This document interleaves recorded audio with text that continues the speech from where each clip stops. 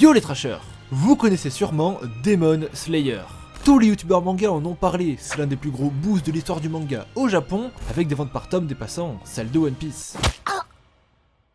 Son adaptation animée s'est finie il y a maintenant quelques mois et nous a laissé avec plein de questions en suspens. Comment rendre Nezuko humaine, qui est réellement le père de Tanjiro et quel lien l'unit à Muzan? Pour répondre à ça, on va s'en tenir qu'aux éléments de l'animé. Je suis pas à jour sur le manga, donc rassurez-vous, il n'y aura aucun spoil.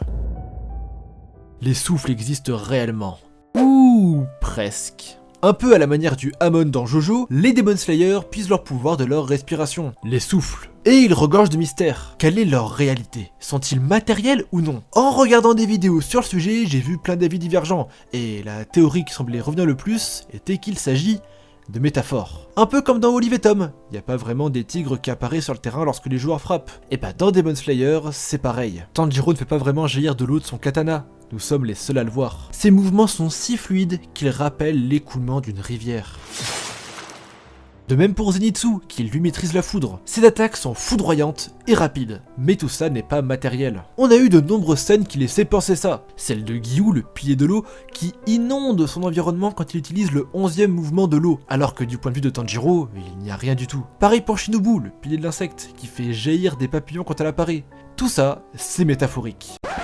Sauf qu'il y a un problème avec cette théorie, elle est incomplète. On a déjà vu l'eau du sabre de Tanjiro avoir un réel impact en combat, elle y était même déterminante. Il a déjà réussi à couper un arbre à distance avec de l'eau, ou encore à rediriger les attaques du démon aux flèches. On peut noter qu'il arrive à d'autres personnages de voir les éléments, comme ceux de la famille d'araignées qui voient la pluie et les papillons après les attaques de Tanjiro et Shinobu. Mais le plus grand indice reste les paroles de Tanjiro après le combat de l'épisode 17.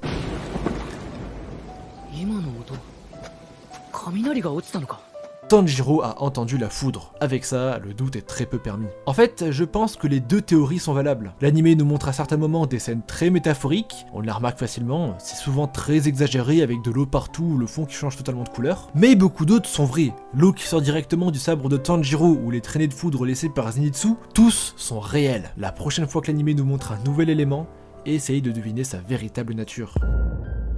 La mort de Nezuko. Le but de Tanjiro est de rendre son humanité à sa petite sœur. Jusque là, je vous apprends rien. Sauf qu'avec du recul, on se rend compte qu'on a aucune idée de comment faire. On a bien une piste, celle donnée par Taomo, la gentille démon au début du manga. Elle dit pouvoir créer un remède si Tanjiro lui donne du sang de démon assez proche de Muzan. Ce serait la conclusion la plus logique, simple, efficace. Mais j'aimerais aller un peu plus loin. Pour moi, la solution serait que la mort de Muzan ait un impact sur Nezuko. Ce personnage est l'origine même des démons. On a pu voir à Tokyo qu'il avait le droit de view de mort sur eux. Dans l'arc de la forêt, on a pu voir que la mort des démons a influé sur son pouvoir. L'araignée que Zenitsu tue est le meilleur exemple. Après sa mort, le poison a perdu en efficacité. Tuer un démon affaiblit son pouvoir. Et bah, on peut imaginer la même avec Muzan. Si l'un de ses pouvoirs est de créer des démons, sa mort devrait les impacter, soit en leur rendant leur humanité, soit en les tuant. Ça pourrait donner une fin tragique, avec un Tanjiro hésitant entre le fait de tuer la plus grande menace sur Terre au prix de sa sœur, ou la laisser en vie quitte à ce qu'elle fasse d'autres victimes. Mais certaines théories partent totalement en couille. J'ai par exemple pu lire sur Reddit des gens pensaient que Muzan n'est en fait pas le meurtrier de la famille de Tanjiro. Le grand méchant ne serait pas le grand méchant. En fait, selon la théorie, Muzan aurait créé un démon bien plus puissant que lui, qui serait à l'origine du massacre. Vu qu'il est sa création, il aurait une odeur très similaire à la sienne. D'où la surprise de Tanjiro lors de sa première rencontre avec Muzan. Dans tous les cas, la conclusion, ça reste la même. Il y a un grand ennemi à battre pour mettre fin à l'histoire. Tanjiro a une famille de Demon Slayer. Demon Slayer regorge de mystères concernant la backstory de ses personnages. On ne sait pas pourquoi Zenitsu s'endort avant de devenir fort, ni d'où vient Inosuke. Mais s'il y a bien un personnage qui déchaîne les passions, c'est bien le père de Tanjiro. Un homme à première vue très fort, maniant la danse du dieu du feu et ayant déjà battu Muzan en duel. À titre de comparaison, aucun des piliers actuels n'a déjà vu Muzan.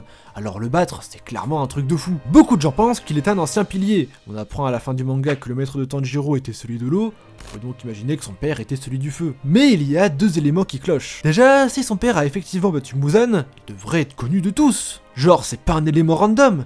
Et pourtant, personne ne semble reconnaître Tanjiro, alors qu'ils se ressemblent beaucoup. Même cicatrices, même cheveux, même boucle d'oreille, genre, ça saute aux yeux. Autre chose qui me fait douter, ce sont les paroles de Shinobu lorsque Tanjiro évoque la danse du dieu du feu. Elle dit clairement dans l'épisode 25 qu'elle n'existe pas, et que le seul mouvement qui s'en rapproche est le souffle de la flamme. L'existence de son père semble n'être connue que de Muzan. Plusieurs scénarios sont envisageables. On peut imaginer que son père soit un chasseur de démons clandestin, comme le Inosuke, qui n'avait pas le grade mais l'expertise, que son combat contre Muzan l'a rendu très faible, d'où son air mourant. D'autant plus qu'à première vue, il avait pas la tête à vouloir se vanter de ses exploits. Mais internet regorge de théories, qui ne se basent souvent sur pas grand chose, ça reste des pistes intéressantes, une en particulier a attiré mon attention. En fait, les origines de Demon Slayer de la famille de Tanjiro pourraient remonter à plus loin que ça. La personne que l'on voit sur le flashback de Muzan ne serait pas son père, mais un ancêtre. On sait que Muzan existe depuis plus d'une centaine d'années, donc rien ne dit que le flashback est récent. Leurs vêtements ne sont pas les mêmes, et le fait qu'Urokodaki ne reconnaisse pas Tanjiro